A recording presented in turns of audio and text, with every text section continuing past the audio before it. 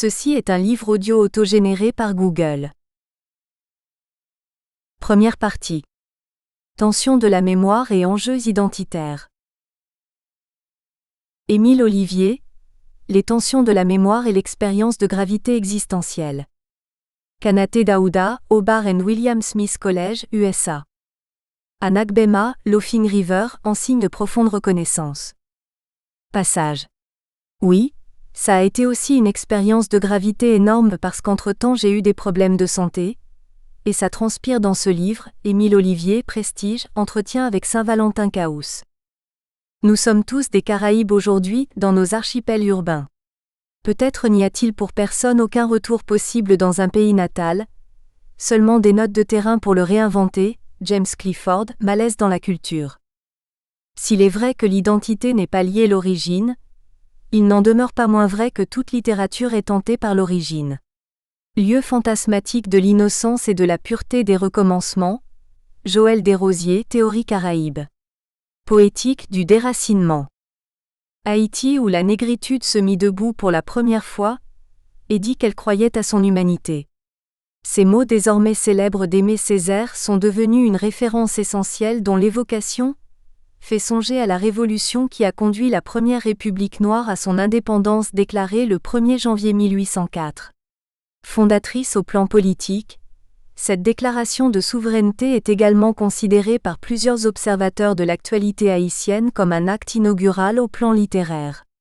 En effet, il est généralement admis par les critiques que la littérature haïtienne de langue française naît le 1er janvier 1804 avec, comme premier texte, la proclamation rédigée par Boiron-Tonnerre, le jour de l'indépendance du pays. Depuis l'avènement de ce double événement politique et littéraire à caractère hautement symbolique jusqu'à nos jours, c'est devenu un lieu commun de dire que le destin d'Haïti évolue au rythme de douloureux accidents historiques, dont font tristement partie l'occupation américaine, la sanguinaire dictature politique des Duvalier et les vagues de violences sociopolitiques autour des élections présidentielles. Dans cette succession de drames, la parenthèse de sang que fut le duvalierisme a eu de graves conséquences dans le champ de l'institution littéraire haïtienne en ce sens qu'elle a engendré, non seulement une saignée sans précédent au sein de l'élite intellectuelle et politique, mais également la dispersion radicale de toute une génération d'écrivains majeurs. Léon-François Hoffmann confirme la gravité et les origines malheureuses de cette situation en relevant que, à partir de 1957, l'incertitude, les menaces, la terreur duvalieriste poussèrent la majorité des intellectuels haïtiens à quitter le pays.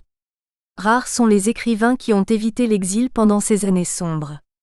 Une telle situation devait forcément affecter l'évolution de la littérature haïtienne, puisque la folie inquisitionnaire du duvalierisme aura pour conséquence l'émergence d'une littérature de la diaspora qui fleurit à l'étranger, particulièrement au Québec, en France, en Afrique et aux États-Unis.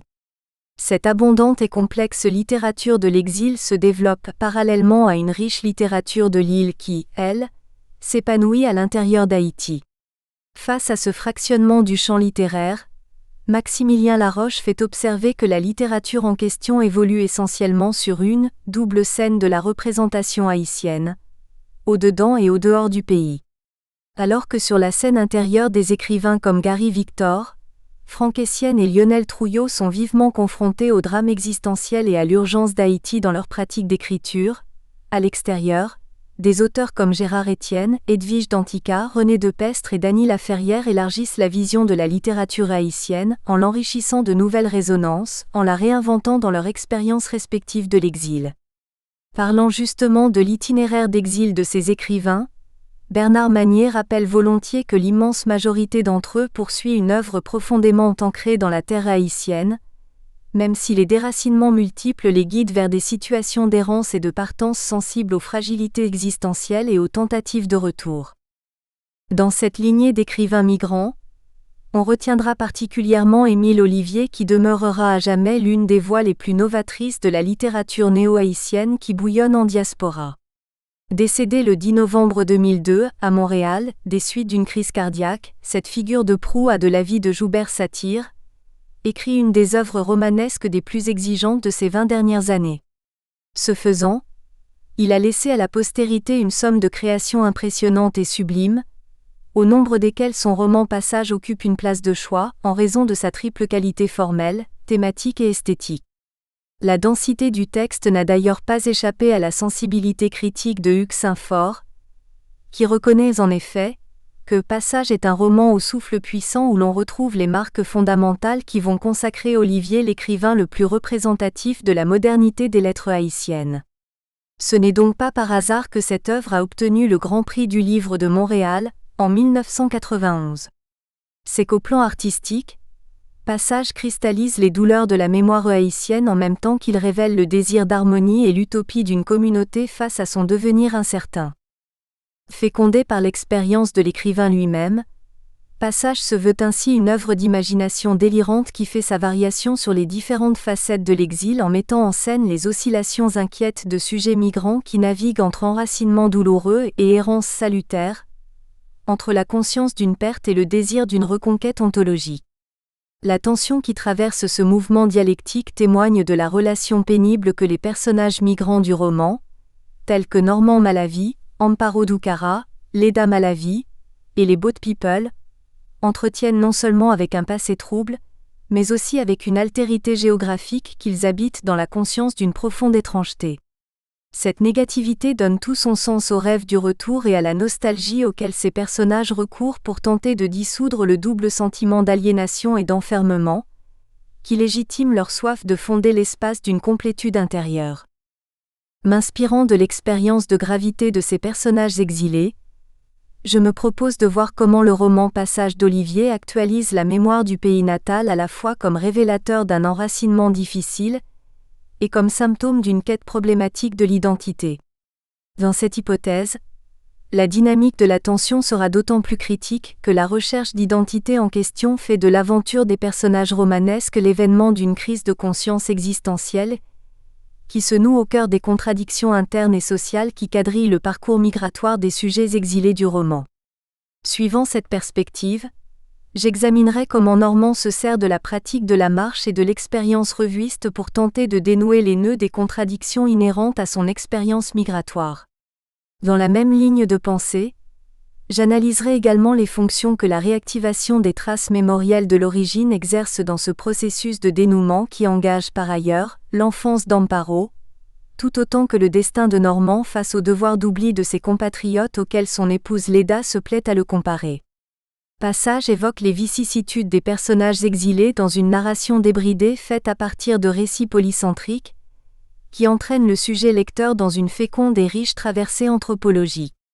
Cette dynamique diversitaire se déploie dans une écriture hétérogène truffée d'allusions culturelles et de références musicales et livresques. Je montrerai comment l'écrivain reconfigure la mémoire polyphonique et intertextuelle de son roman, comme un univers convulsé d'angoisse et de lutte intérieure, que les personnages tentent de franchir dans leur volonté de rompre avec la vacuité de l'existence. Marcher et écrire dans la mémoire de la chère patrie. Dans l'économie générale du roman Passage, Normand Malavi constitue une figure essentielle dont l'écriture dramatise les affrontements et les misères psychologiques et sociales qui caractérisent le chemin de croix des exilés suspendus entre les nécessités d'ici et les impératifs de l'ailleurs. Accroché à la mémoire douloureuse de son pays natal, ce journaliste haïtien mène une vie en suspens dans les froidures de l'exil dans la province du Québec, page 68, où il est allé se réfugier momentanément pour échapper au sanglant régime des tontons macoutes, ainsi que le rappelle le narrateur. Parti au moment où la dictature annonçait cette histoire archi-connue de pillage et de brigandage, il avait cru bon de se mettre à l'abri, page 63. Après les années d'euphorie et de mélancolie dans l'attente d'un hypothétique retour, le lieu de refuge finit par épouser la forme d'une ville étouffoire dont Montréal sera le symbole. Labyrinthe de la solitude et de l'ennui mortel, mais aussi des fractures psychologiques et des ressentiments tenaces, Montréal suscite chez Normand un désir de cohérence qui fait constamment signe à la figure du pays natal. La situation de Normand est d'autant plus dramatique qu'il est parfaitement conscient que l'origine, qui repose en lui, contient une vérole qui en a fait un paysage assassin affecté par la maladie de la Makouti. La tragédie de ce personnage vient du fait que, au sens symbolique, son corps semble avoir été atteint par ce mal redoutable. En effet, dans le roman Passage, le lecteur appréhende le corps de Normand comme un espace miné par une mauvaise santé, qu'il s'efforce de réparer dans une transplantation rénale. Dans un rapport de parallélisme, la chair de Normand meurtrie dans la douleur semble s'imposer à l'attention du sujet lecteur comme la métaphore des malheurs d'Haïti, comme le témoin désolé d'une gangrène qui ruine le corps social haïtien confronté à l'expérience abominable et délétère du duvalierisme. C'est ce corps stigmé par les violences inouïes de l'arbitraire politique, que Normand transporte avec lui dans les lieux pathogènes de son exil intérieur, à la manière d'un héros tragique condamné à emporter avec et au fond de lui les traces mnésiques que sont les morceaux blessés à vif de sa chère patrie. En effet, tout se passe comme si, à travers l'expérience douloureuse de Normand, Olivier voulait donner corps et forme à un passé tourmenté, pour emprunter une formule utilisée par Simon Harel dans son essai sur les passages obligés de l'écriture migrante. Dans le même ouvrage, Harel rappelle le parallélisme entre la situation de ce personnage et l'expérience personnelle d'Olivier qui fut marquée par une maladie qui l'a contraint à faire des traitements de dialyse pendant de longues années. Ce parallélisme ne saurait nous surprendre, puisque l'écrivain haïtien a confessé dans maintes interventions littéraires que ses livres sont arrimés à sa vie personnelle, même s'ils ne prennent pas l'allure absolue d'une autobiographie. Son roman Passage témoigne de cet arrimage, si l'on songe notamment aux circonstances d'écriture dans lesquelles cette œuvre s'est élaborée. En effet, dans l'entretien qu'il a accordé au poète Saint-Valentin Caous, Olivier se prononce sur la pulsion autobiographique qui irrigue son livre en admettant que le roman, Passage. Oui, ça a été aussi une expérience de gravité énorme parce qu'entre-temps j'ai eu des problèmes de santé, et ça transpire dans ce livre. Normand constitue une manifestation concrète de cette transpiration, car dans la socialité du texte romanesque en question, ce personnage souffre de la même maladie qui confronta Olivier à une douloureuse expérience de gravité existentielle. Pour faire face à sa propre tragédie, le corps souffrant de Normand doit trouver des stratégies de survie pour ne pas sombrer dans la folie ou dans la mort qui le menace dans la galère américaine. Le narrateur principal nous apprend alors que ce morceau saignant de l'Amérique, ce personnage qui a sérieusement mal à la vie, comme le suggère son nom Normand Malavie, s'était revêtu d'un élégant désespoir, page 61, pour masquer sa déréliction. Dans ce processus de déguisement, la marche aura à jouer un rôle d'autant plus essentiel dans la vie de Normand qu'elle va s'imposer comme une pratique qui permet à notre héros tragique de maîtriser les épreuves vécues dans l'inconfort de son intériorité. Dans la facture générale du roman, la figure de Normand épousera alors la présence d'un funambule recherchant dans les géométries de la ville Montréal des points de repère et de temps jeunes à même de lui permettre d'échapper aux limites de sa santé précaire ainsi qu'aux angoisses vécues dans les réduits de son chaos intérieur. On le verra ainsi traîner ses inquiétudes et ses ennuis au carré Saint-Louis et sur l'artère Prince-Arthur, ainsi que sur les pavés du boulevard Saint-Laurent et de la rue Crescent. Les dérives de Normand à travers la métropole montréalaise sont plus que de simples promenades de loisirs, elles ont assurément une dimension ontologique. Descartes faisait de la raison critique la condition consubstantielle de notre existence. Je pense donc, je suis. Dans le cas spécifique de Normand, il s'agit de reformuler la proposition du philosophe français « Je marche donc je vis ». Sans parler de sa fonction méditative, la marche constitue fondamentalement pour Normand une preuve concrète de son existence, page 63. Cette assertion apparemment banale prend tout son sens à l'intérieur d'un corps aliéné par la maladie, un corps en équilibre sur la mort, qui recourt en conséquence à la traversée des lieux comme une ruse acrobatique pour allonger le raccourci d'une existence fragile, page 63. La marche permet ainsi de faire reculer les frontières du néant dans chaque pas que Normand esquisse, au nom de la vie, contre les fatalités du destin. Désir donc de durer, certes illusoire, mais dont la ténacité permet au personnage d'exorciser l'intuition d'une disparition ultime dans les sinistres firmaments du temps. Parallèlement à la marche, l'écriture à caractère revuiste est également donnée dans le roman comme un exercice indispensable à la survie de Normand. Son épouse Léda définit bien la fonction cruciale de cette expérience revuiste en rappelant à propos du mari que la revue lui semblait plus vitale que l'air qu'il respirait, page 70. Ce qui donne en fait tant de valeur à cette expérience revuiste de Normand, c'est qu'elle découle d'une pratique de l'écriture que ce personnage malade exerce comme une pratique de la santé. L'écriture revuiste permet en effet à Normand de transfigurer son sentiment de souffrance, en entretenant précieusement dans l'imaginaire de la revue la fragilité d'un corps marqué par une profonde fissure à la fois physique et intérieure. Pour lui, s'échiner à écrire revient à se soigner, en restant fermement accroché à la revue comme à un souffle de vie qui fonde son sentiment d'existence envers et contre l'expérience de gravité que traverse son corps marqué par une blessure sournoise. Suivant cette perspective, laisser s'éteindre la revue équivaudrait fatalement à une mort symbolique à laquelle Normand refuse de céder dans sa lutte incessante contre le mal qui le ronge. Ce refus obstiné sert par ailleurs d'autres fins liées à des questions concernant l'éthique et la philosophie sociale de Normand et de ses amis engagés dans l'aventure revuiste. L'enjeu de ces questions est inscrit dans l'appellation même des revues que ces écrivains de l'exil ont créées sous ces noms très évocateurs: Jonction, Poteau, Semence. Comme le suggèrent ces titres, Normand et ses compagnons lancent les revues comme s'ils jetaient des grains de pensée en terre, dans le souci de semer des idées à même d'exprimer un sentiment de discordance qu'il s'agit de dépasser dans une prise de possession radicale du pays natal. L'écriture devient ainsi lieu de reconquête d'une origine dont le destin problématique nourrit les insatisfactions et les tensions identitaires qui travaillent Normand et ses compagnons de l'exil.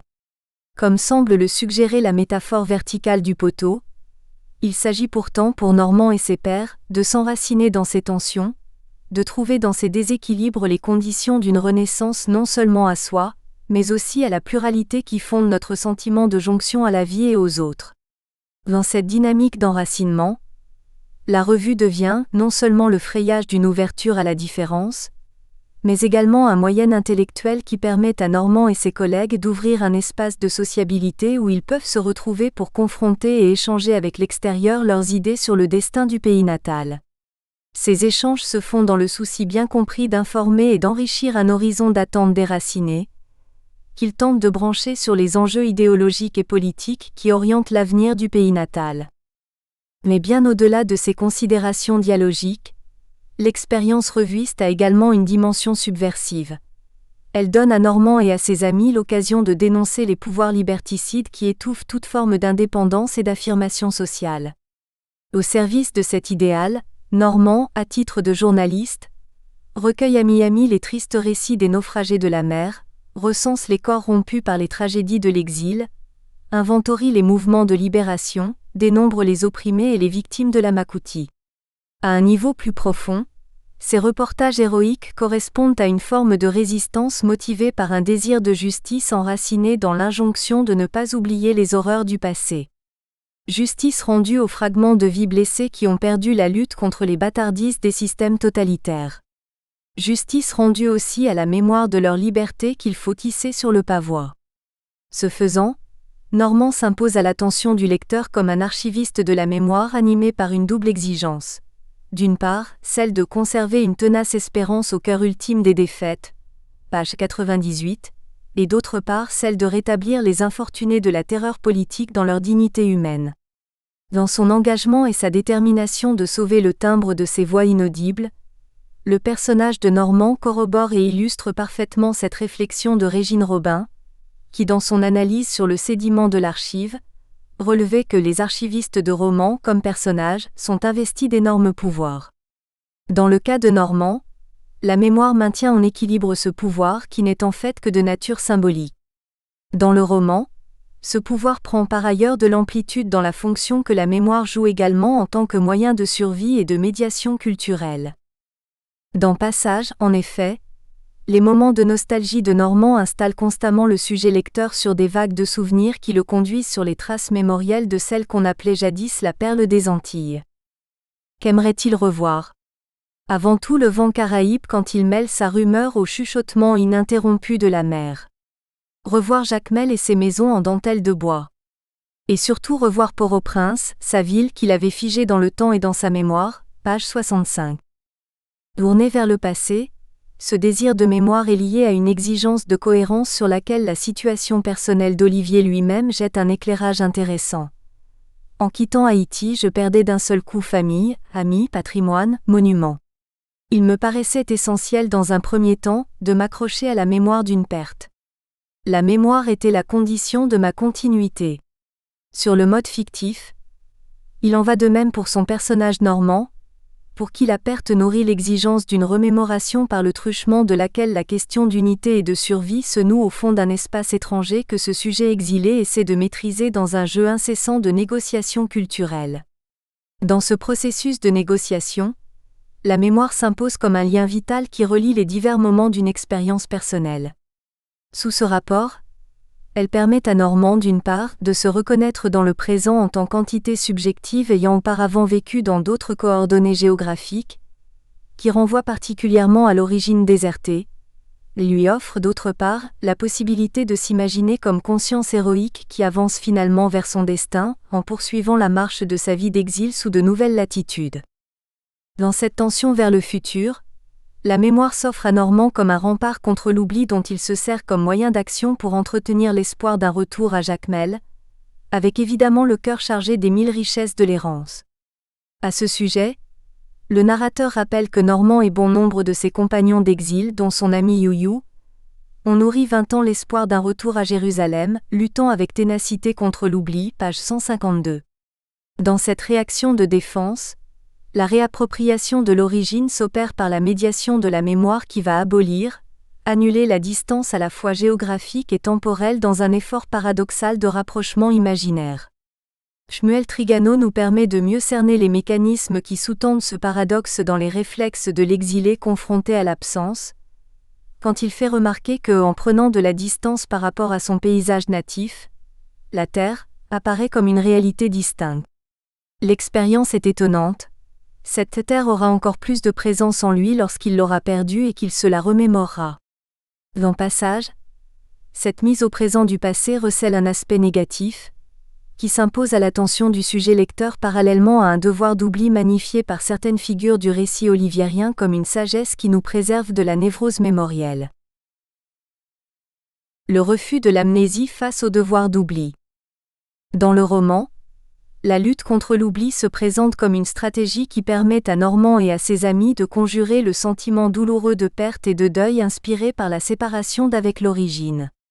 Mais cette conjuration a un versant nocturne, qui est lié au fait que la résistance à l'oubli finit par épouser autour du pays natal la forme vicieuse d'une perpétuelle anamnèse, qui semble pourrir de l'intérieur toute possibilité d'épanouissement.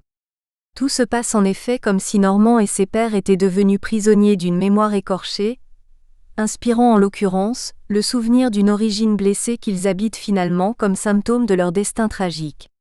La présence de cette mémoire douloureuse, réactivée notamment contre l'oubli, est si envahissante dans le roman que l'analyste littéraire Joël Vitiello n'a pas tort d'avancer que Passage en particulier traite de l'impossibilité quasi paralysante d'oublier. Ce sont les souvenirs qui rendent visite au narrateur. Toutefois, il convient de relativiser ces propos à la lumière de l'expérience mémorielle de quelques autres figures romanesques qui ont compris que seule la lucidité et le réalisme permettent d'échapper à la fascination de la souche et au traumatisme que provoque sa remémoration fétichiste. Témoin, ces propos du narrateur qui nous apprend que d'autres compatriotes, médecins spécialistes, avocats, hommes d'affaires avaient fini par trouver la paix. Ils florissaient à Montréal, délivrés de leur passé. Normand, lui, veillait sur ses blessures. Sa mémoire ne lui avait pas laissé le choix, page 152.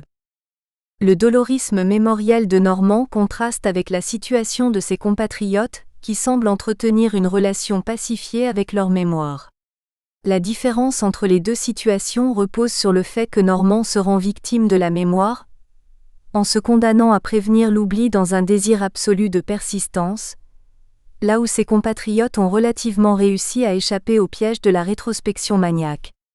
La différence se manifeste donc sous le double signe de la distance et de la proximité par rapport au lieu de genèse, posture dans laquelle chaque protagoniste appréhende la mémoire comme le lieu d'une continuité agissante ou celui d'une rupture salutaire. Pour les compatriotes de Normand, se délester de la mémoire revient donc à rompre avec le poids d'un passé jugé homicide qu'ils ont décidé d'enfermer dans les placards de l'oubli. Pour Normand, la persistance dans la mémoire signe non seulement la garantie d'une durée, mais aussi celle d'une différence, dont ce personnage se sert pour exorciser le sentiment d'une érosion identitaire au profit d'une quête de permanence. Ce faisant, Il semble répondre aux vœux de continuité et de reconquête d'Olivier lui-même qui, lors de son entretien avec Suzanne Giguère, révélait ceci : « J'ai commencé à écrire pour lutter contre l'oubli et pour récupérer une certaine mémoire. » Normand actualise cette quête de reconquête et de continuité dans la socialité du roman par son refus radical de laisser l'espace d'origine glisser dans la mémoire du néant. Aussi son nomadisme est-il constamment balisé par les exigences internes du pays natal. Est instructif à cet égard, le voyage qui le fait passer de Montréal à Miami, périple qu'il entreprend dans le but de faire le point avec lui-même, interroger sa mémoire, essayer de fixer ce qui s'enfuyait, page 74.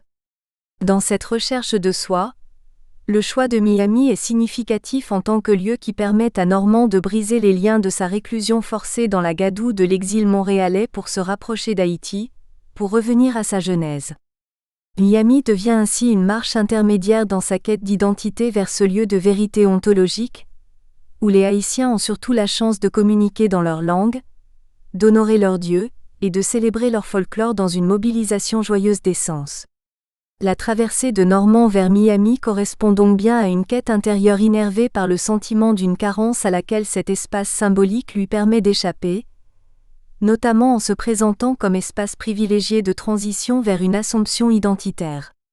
L'écrivain authentifie cette vision de Miami dans son roman en la mettant justement en scène comme une plaque tournante, porte ouverte sur les Caraïbes, page 71, où Normand entrevoit dans la proximité des traces haïtiennes l'espoir d'un retour possible vers les friches de l'origine délaissée. Cette dérive imaginaire est d'autant plus vitale qu'elle ouvre à Normand la possibilité de méditer, à partir de l'espace médian de Miami, sur les moyens de dénouer les embâcles de sa vie d'exilé, afin de pouvoir résoudre finalement l'énigme de son identité matinée par les sédiments de ses errances successives en terres étrangères. Malheureusement, la fatalité de la mort empêchera Normand de sortir de l'ordre du virtuel pour concrétiser son vœu de retour vers Jacmel.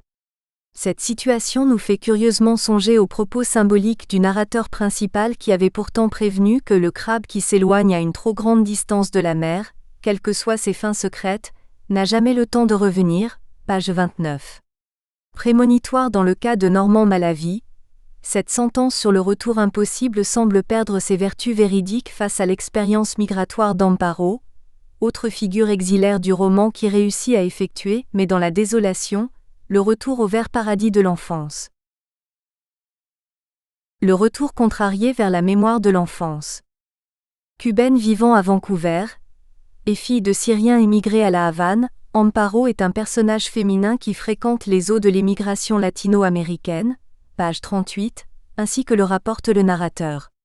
Cette fréquentation est motivée par le sentiment plus ou moins illusoire de retrouver un repère d'identité, susceptible de la réconcilier avec une certaine image de son passé personnel.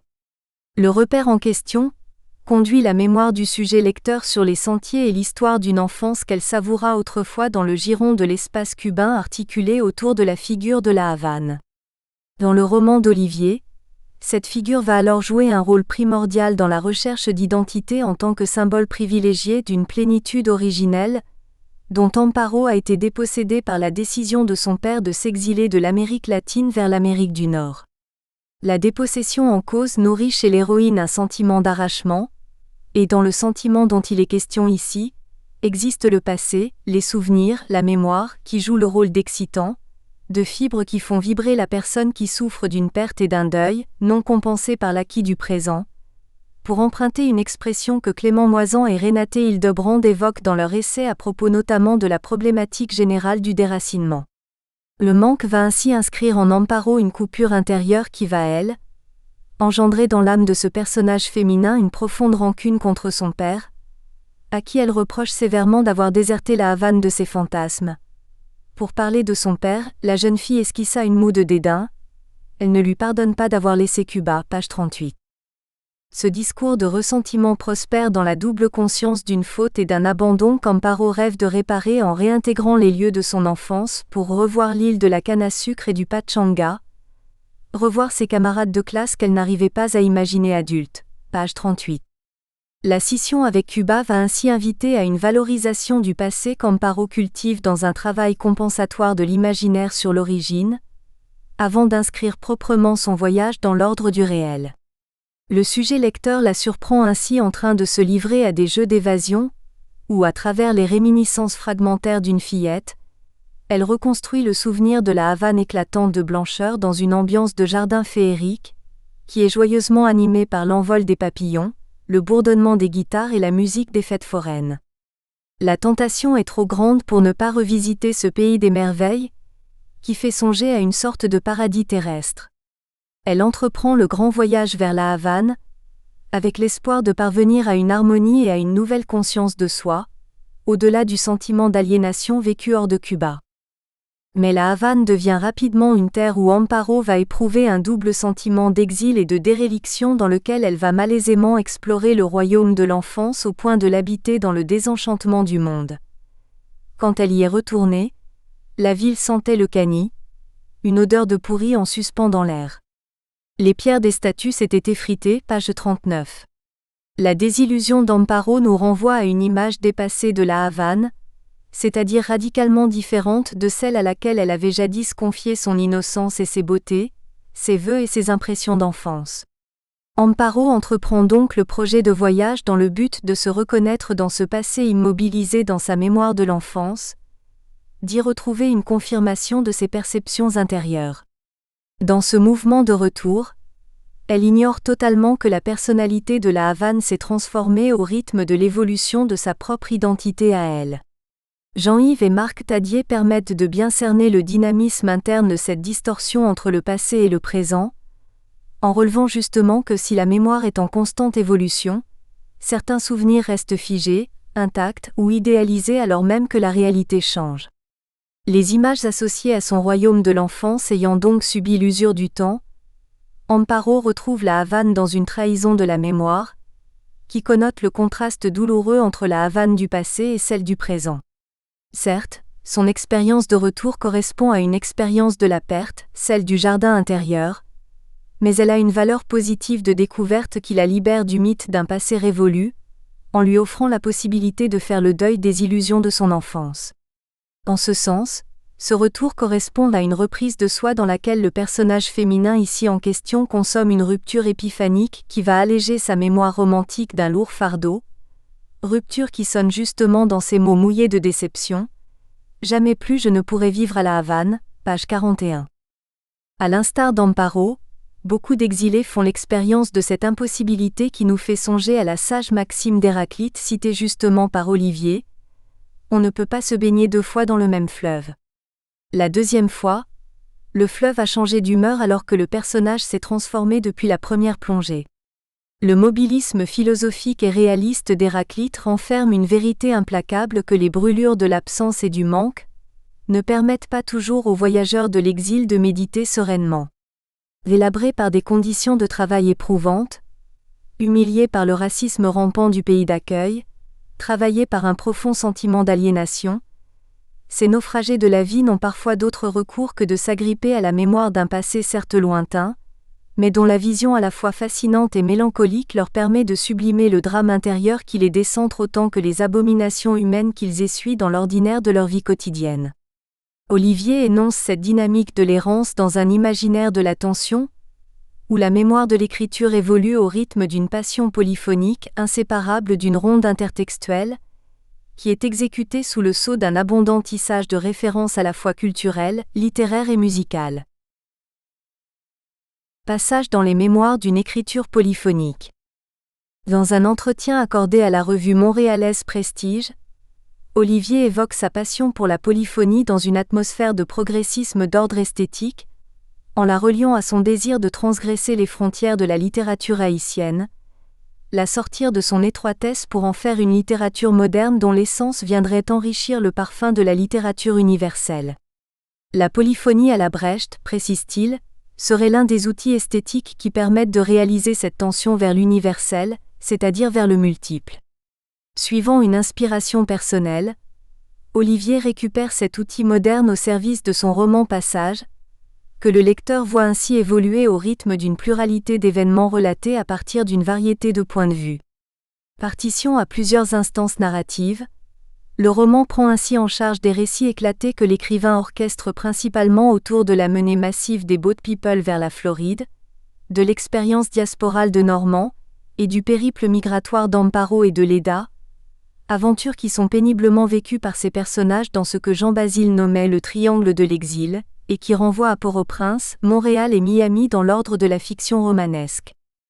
Cette prise en charge de l'expérience exilaire par Olivier conduit le sujet lecteur sur des chemins de traverse où l'éclatement des voix et des formes narratives brise l'illusion d'un discours dominant et homogène au profit notamment d'un principe de diversité et de polyrythmie. Ce parti pris littéraire est motivé par le refus d'un nivellement des différences, refus qui conduit par ailleurs l'écrivain haïtien à représenter l'espace du roman comme la scène d'une culture polymorphe. Sur la base de ce polycentrisme, le tissage de la forme discursive du roman se fera alors dans le métissage. Le personnage d'Amparo constitue une figure essentielle du roman à travers laquelle s'élabore ce processus de diversité. Elle est cubaine. Non. À la vérité, elle est fille de Syriens émigrés à la Havane il y a de cela 2 générations. Elle vit au Canada depuis une dizaine d'années. Ses parents habitent Manhattan, page 37. Figure de frontières éclatées, symbole d'appartenance et de fréquentation multiples, Amparo incarne le destin de ces êtres hybrides dont l'identité mouvante s'inscrit dans une structure ouverte et complexe. La richesse de son expérience migratoire répond à celle de Normand qui, à Miami, mêle l'écho de sa voix à la nostalgie bruissante des Yankees du Deep South, au blues gémissant des fils d'esclaves, à l'anxiété des exilés haïtiens, ainsi qu'à l'espagnol anglicisé et rancunier de portoricains en mal d'indépendance. Dans ce processus de mélange, la référence à plusieurs cultures témoigne d'un éclatement de l'espace qui conduit le lecteur sur les traces d'une histoire morcelée. Dans cette histoire fragmentée, plusieurs logiques s'affrontent, autant que dans le récit des Boat People que dans ceux de Normand, d'Amparo et de Leda qui constituent l'épine dorsale du roman Passage. Sous le signe de cet affrontement, ces récits avancent, soit en alternance, soit en parallèle, s'imbriquent les uns dans les autres avant de se défaire dans la vision obscure d'un narrateur externe, Régis, qui tente d'établir des liens pas toujours évidents entre les différentes figures du récit. Dans l'entretien qu'il a accordé au professeur et critique littéraire Jean Jonassin, Olivier situe bien cette fonction narrative de Régis dans la trame romanesque en ces termes: Normand mort, qui pouvait raconter cette histoire? Qui? Seul un narrateur extérieur, mais en relation avec les différents personnages. Ainsi est né Régis. Les récits que ce narrateur externe tente d'organiser évoluent en fait en lignes brisées, au gré d'un mouvement discontinu qui semble mimer les ruptures, les conflits et les difficultés propres à l'aventure migratoire du sujet exilé qui cherche en soi-même une voie de passage vers la reconquête d'une vision réconciliée du réel. Cette situation de tension est également ressentie dans le rythme intertextuel d'un roman dont les forces motrices font transiter le sujet lecteur vers un univers artistique, mettant en connexion plusieurs textes où Montaigne et Samuel Beckett, Victor Segalen et Héraclite, René Char, Victor Segalen et Schoenberg dialoguent dans une atmosphère littéraire et philosophique, musicale et culturelle, sensible au mouvement dialectique de la vie. Dialectique de la mémoire intertextuelle. Dans cette traversée intertextuelle, la maxime d'Héraclite, on ne se baigne pas 2 fois dans le même fleuve, voisine avec le moralisme impératif de Kierkegaard, faut aller au-delà, pour exprimer les fondements d'une pensée philosophique résolument basée sur l'action et qui ne conçoit le devenir humain que dans un processus de transformation irréversible. Cette philosophie sociale côtoie la vision esthétique de Montaigne, je ne peins pas l'être, je peins le passage, qui, elle, fait signe à la détermination radicale de Beckett sur le nécessaire décentrement du champ de la pensée et de l'action. Aller de l'avant, j'appelle ça aller de l'avant, je suis toujours allé de l'avant. L'invocation de ces auteurs s'inscrit sous la double exigence d'une progression et d'une mutation qui ouvre au sujet lecteur un axe de réflexion autour du désir d'assomption des personnages, autour de leur souci d'élargir l'archipel originel aux dimensions de l'autre et des rivages du monde. Ce désir de solidarité s'exprime en réaction à la vision aliénante d'un espace de privation intérieure, que les personnages du roman tentent justement de rompre par un processus de déconditionne radical, qui implique le nomadisme de l'écriture dans la dynamique intertextuelle du roman, aller de l'avant pour ouvrir le lieu d'où l'on part. Dans cette dynamique, l'écrivain haïtien suggère en définitive la volonté des sujets exilés de réinventer leur destin au-delà des pesanteurs sociales qui étouffent tout désir de projection sur l'extérieur. Dans le cas des boat people comme dans celui de Normand, ce besoin de métamorphose s'épuise ainsi dans une relation à l'ailleurs que ces figures migratoires cultivent dans les replis profonds de leur exil intérieur, où ils tentent de créer les conditions d'une régénérescence. Les tourments et les peines qui accompagnent ce besoin de renouveau imprègnent le souffle intertextuel du roman qui évolue, par ailleurs, dans la sourdine d'une vibration musicale où l'imaginaire de l'errance épouse les contours écornés d'une mémoire nostalgique toujours enracinée dans les adversités de l'exil. Et significative à cet égard, la danse du tango, cantique de l'errance que les nostalgiques latino-américains exécutent fiévreusement dans l'établissement du Père d'Amparo, lieu de rendez-vous qui sert à la fois de bar, de commerce et de boîte de nuit, page 37. Dans cet espace ludique, le recours au tango n'est pas fortuit, il a une fonction ontologique. Dans le roman en effet, cette danse est convoquée comme une danse violente de l'enracinement dans laquelle ces déracinés de l'exil logent leur déshérence existentielle. Dans ses plaintes et ses gémissements, le tango condense ainsi un profond sentiment de carence et de solitude qui trahit chez ses partisans la triste absence du pays natal. Mais dans Passage, le tango est également écouté par les exilés comme une musique qui allie maîtrise et abandon, jeu d'équilibre au cours duquel ces amants de la nuit tentent d'oublier ou de diluer leurs peines et leurs anxiétés dans la vision latérale d'un passé heureux. Le tango renvoie la mémoire sur les traces de ce passé romantique, dans le seul but de masquer les blessures intérieures que cette musique expose en même temps qu'elle tente, par une sorte de machination dialectique, d'apprivoiser dans sa langoureuse jactance. Mais alors qu'à Miami, les naufragés de l'exil s'enracinent dans le cantique de l'errance qu'est le tango, à Montréal, Olivier nous fait assister à l'émergence du carnaval antillais dans la culture des archéo-québécois. À ce sujet, le narrateur rapporte qu'au détour d'une rue, Léda est tombée sur un kiosque dont les décorations suscitent en elle le souvenir éblouissant de cet événement culturel. Elle contourna le petit kiosque vivement coloré, vestige du dernier carnaval antillais. Le quartier avait résonné de rythmes endiablés, de spectacles insolites, de liesses souveraines. Léda gardait en mémoire l'image de toutes couleurs de peau se côtoyant dans une débauche de costumes bigarrés, page 34. Dans cette débauche, la pluralité des apparats et des corps s'épuise dans le mélange cacophonique des rythmes qui éclatent en meringue, et en reggae, en calypso et en rabordaille pour inviter à des déhanchements fantaisistes ou érotiques. Si la diaspora antillaise retrouve assurément une forme de liberté dans la célébration de cette fête délibérément excentrique, elle la vit certainement aussi comme pratique de l'enracinement, c'est-à-dire comme remontée vers la mémoire culturelle de l'origine absente. Certes, ce voyage intérieur permet d'échapper aux contraintes insensées de l'exil, en inspirant un sentiment de réconciliation identitaire, mais il correspond aussi à une expérience de reconquête passagère qui est nourrie par la violence lascive de corps endiablés, dont les vibrations tropicales suggèrent les tensions qui animent la mémoire géminée des danseurs suspendus entre le présent et le passé. Par la médiation d'une autre figure de l'exil, Olivier poursuit sa variation intertextuelle sur cette tension en recourant cette fois-ci à la symphonie irritée et sombre de Schoenberg, compositeur à qui Léda voue une passion viscérale depuis la mort de Normand. Dans le roman, Schoenberg est invoqué comme le poète de l'horreur, de l'épouvante, des ambiances tendues, page 209.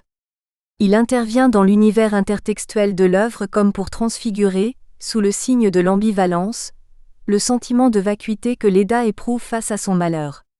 Marque de l'absence et expression de la perte et de la tristesse, la musique de Schoenberg est paradoxalement habitée comme un espace de recueillement où Léda s'exile pour tenter de recouvrer une nouvelle santé dans la consommation de son deuil.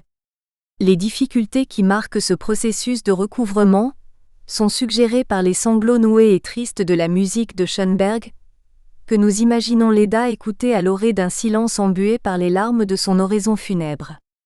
Bouleversée par une tragédie personnelle, elle s'accroche donc aux sonorités de Schoenberg comme un cœur meurtri s'agrippe à l'harmonique d'une souffrance hilare qui inspire étrangement un sourd sentiment de réconfort. La trame musicale de Schoenberg se déroule ainsi sous le signe d'une tension féconde qui ravive et soulage en même temps le sentiment de la perte qui met Léda face à l'absence irrémissible et salutaire de Normand. En somme, La ronde intertextuelle du roman concourt à l'exploration d'une tension imposant un éclatement des frontières et des figures du récit, qui fait déambuler le sujet lecteur dans des espaces culturels variés d'où s'élève ce que Nicolas Roxbury perçoit comme le récit de la dérive et de l'errance de conscience en lutte permanente avec leur exil. Dans les trajectoires singulières de ces voix et de ces consciences, Olivier permet au sujet lecteur de suivre des protagonistes au destin pluriel qui foulent en nomade des espaces migratoires que bon nombre d'entre eux finissent par habiter sous le triple signe de la nostalgie, de la mélancolie et des douleurs mémorielles. Il s'agit pour ces protagonistes du roman, de descendre dans ces sombres recoins de la mémoire pour y déceler des fissures rédemptrices par où ils pourraient accéder à un sentiment de complétude. Situant le lecteur au confluent des malédictions du passé et des désastres du présent, le roman Passage enlace ainsi l'expérience de gravité existentielle des exilés dans un héritage de souffrance, en même temps qu'il décline en une infinité de combinaisons les motivations et les mythes, les doutes et les utopies accompagnant la quête d'une nouvelle jeunesse qui innerve leur désir irrépressible de mouiller d'autres repères d'identité dans les ressacs d'une mémoire de l'errance. Olivier synthétise cette dialectique existentielle dans une langue dont l'élégance et la densité confirment la finesse et l'humanisme d'une œuvre majeure, dont l'auteur restera sans doute dans notre mémoire de lecteur comme l'un des plus grands écrivains de notre temps. Assurément, la vigueur de la littérature haïtienne doit énormément à ce chantre incomparable de la migrance, qui a de tout temps œuvré pour accorder la poétique de son pays natal à celle de la modernité, par la médiation d'une opération de décentrement qu'il effectue inlassablement sous le signe d'un approfondissement vers l'universel. Son œuvre structure cette médiation vers une nouvelle intelligence du monde dans une réflexion continue sur les questions afférentes à l'immigration et à l'origine, ainsi que sur les enjeux complexes concernant les frontières aléatoires et l'énigme des identités mouvantes dans un contexte de cosmopolitisme. Marqué par des tensions permanentes, ce contexte de migration et de circulation de mémoire plurielle se révèle riche de virtualité et de sens qui installe le sujet lecteur au cœur d'une féconde traversée de l'aventure humaine, qui correspond en même temps à une belle leçon de vie.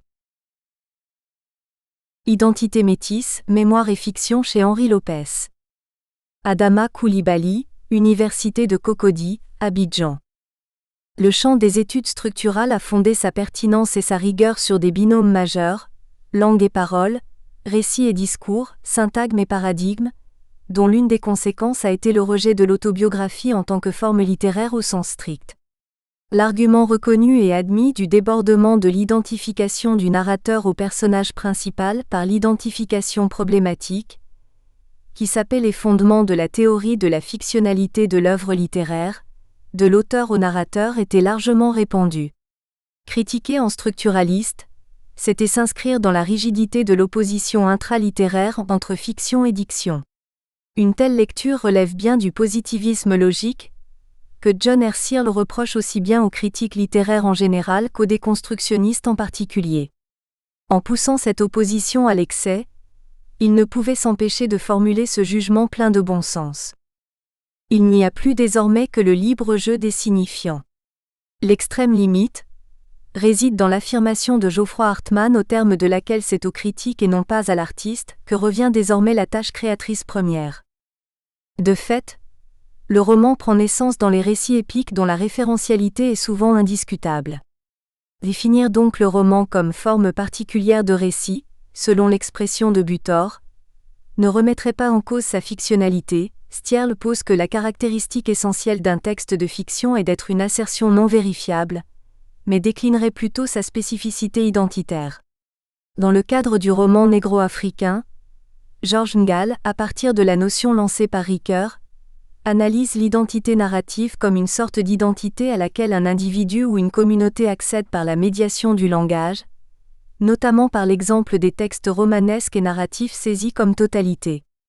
Cette identité narrative rappelle aussi la place prépondérante d'une identité énonciative qui fonde l'un des enjeux de l'opposition des théories sociocritiques et structuralistes pour comprendre l'œuvre littéraire.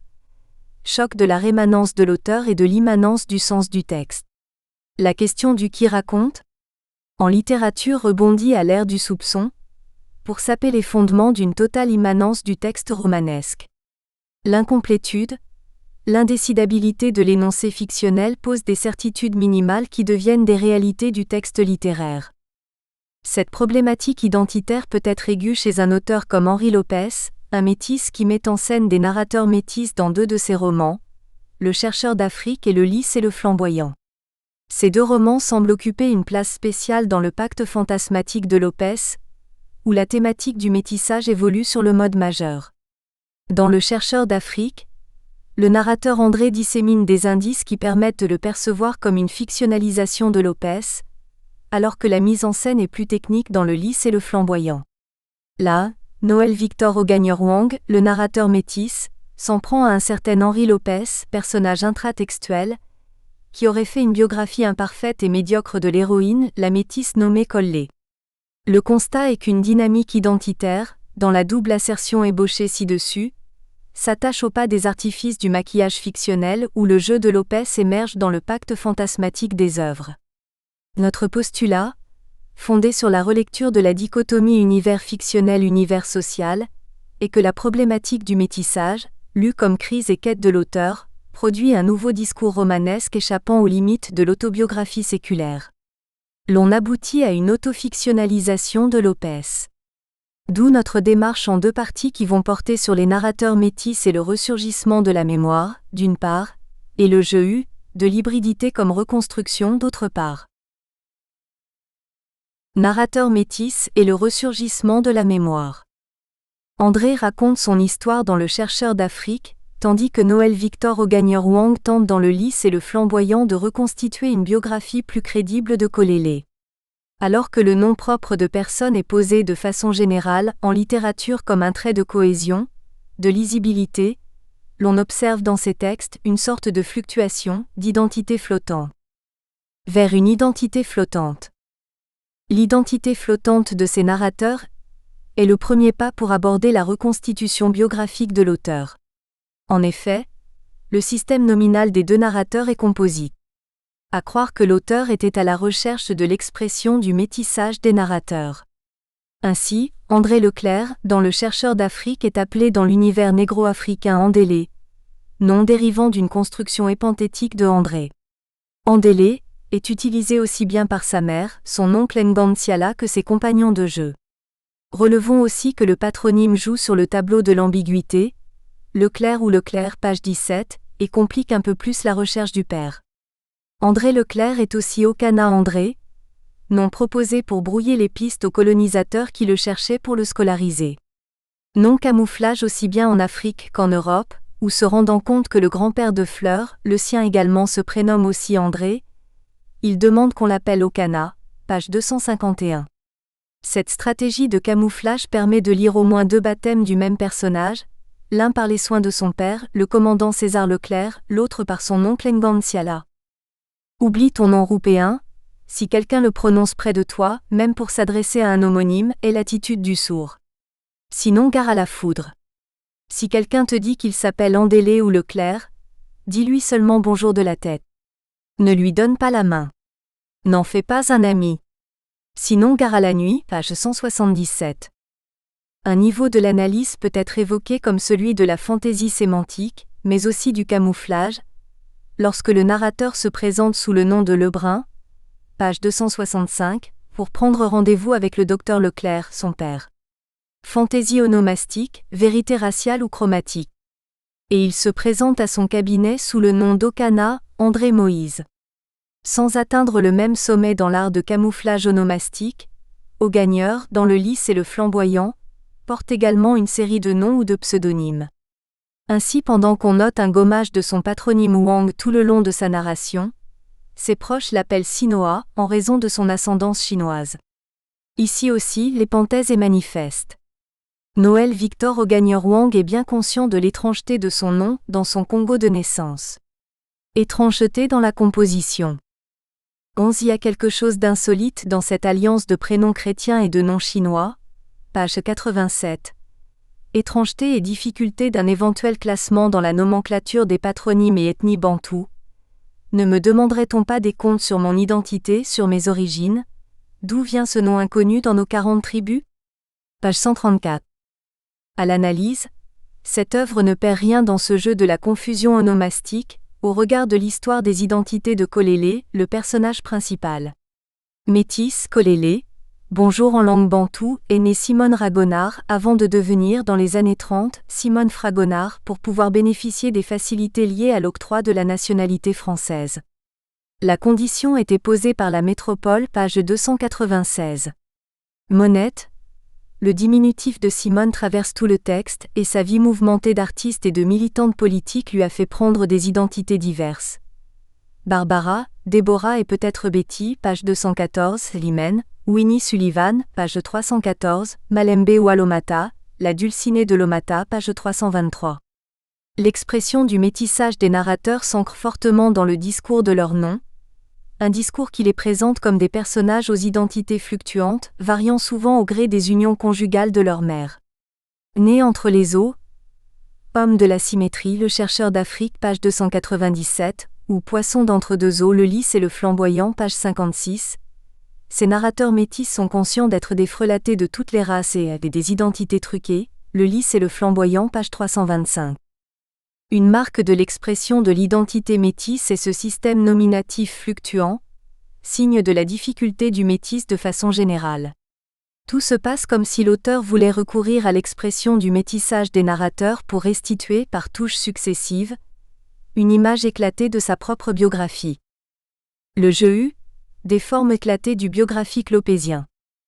Dans un long entretien fait à la parution du roman Le chercheur d'Afrique, à la question du statut autobiographique de ce roman, Lopez répondait : « Si écrire une autobiographie, c'est raconter soi-même sa propre vie, alors j'en surprendrais beaucoup en disant qu'aucun de mes livres n'est une autobiographie. » Affirmation majeure qu'on peut soumettre à la rigueur de la référentialité de ces textes.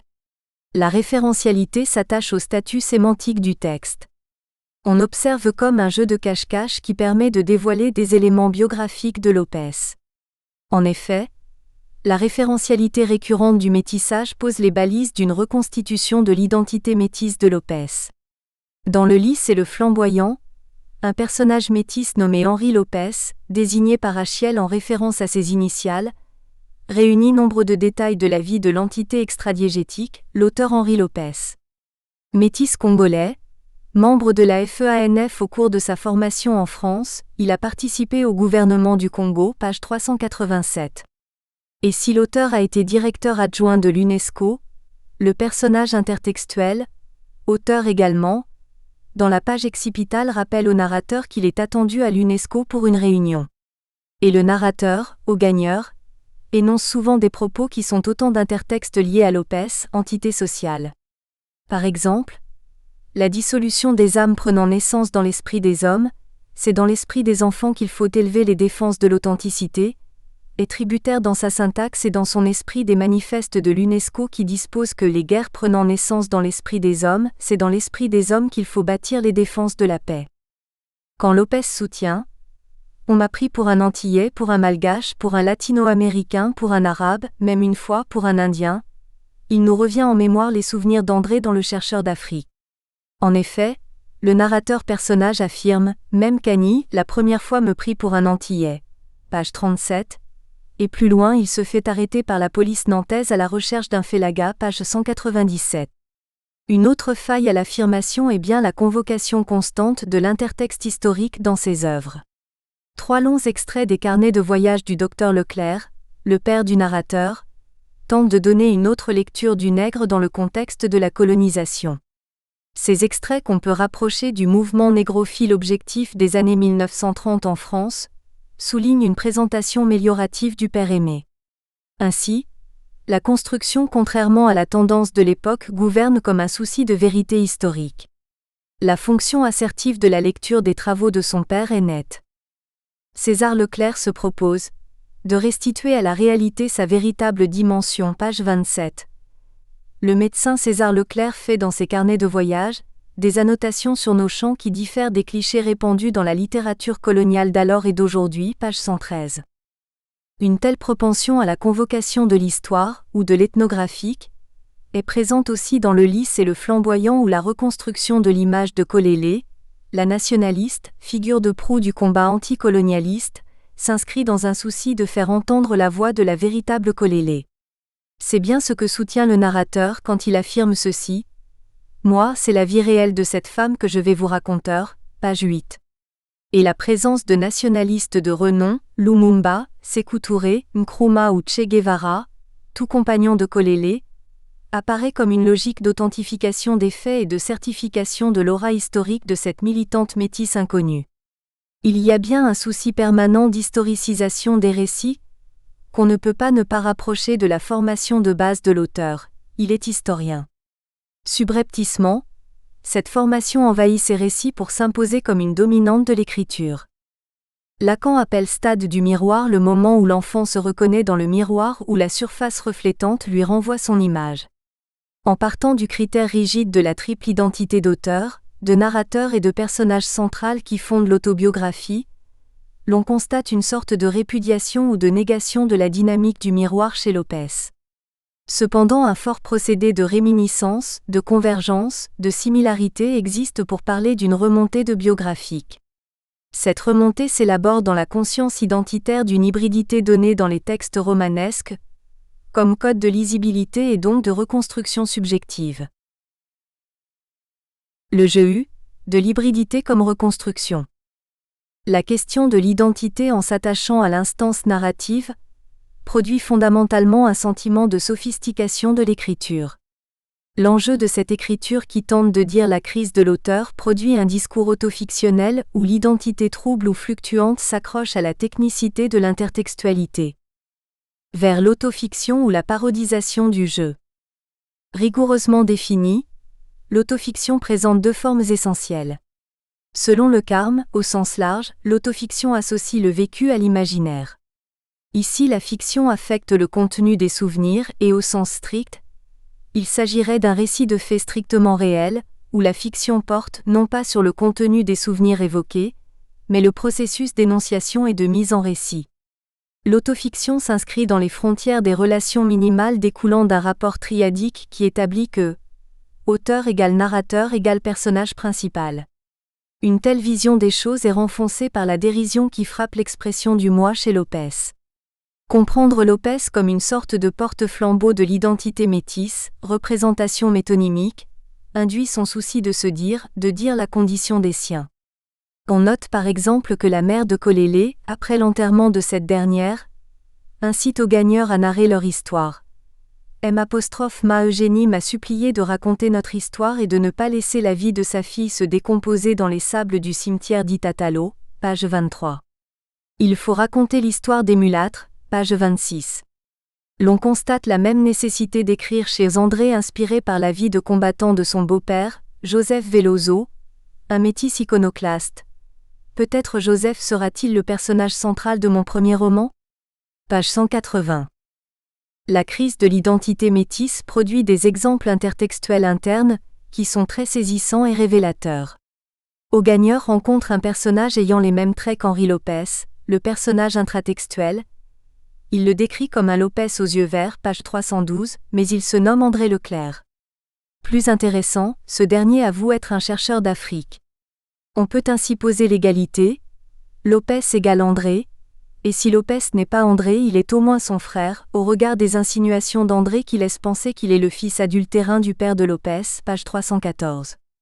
La narration de soi pour le métis ne s'effectue pas dans un souci de réalisme téléologique, elle renvoie plutôt à une sorte de miroir déformant.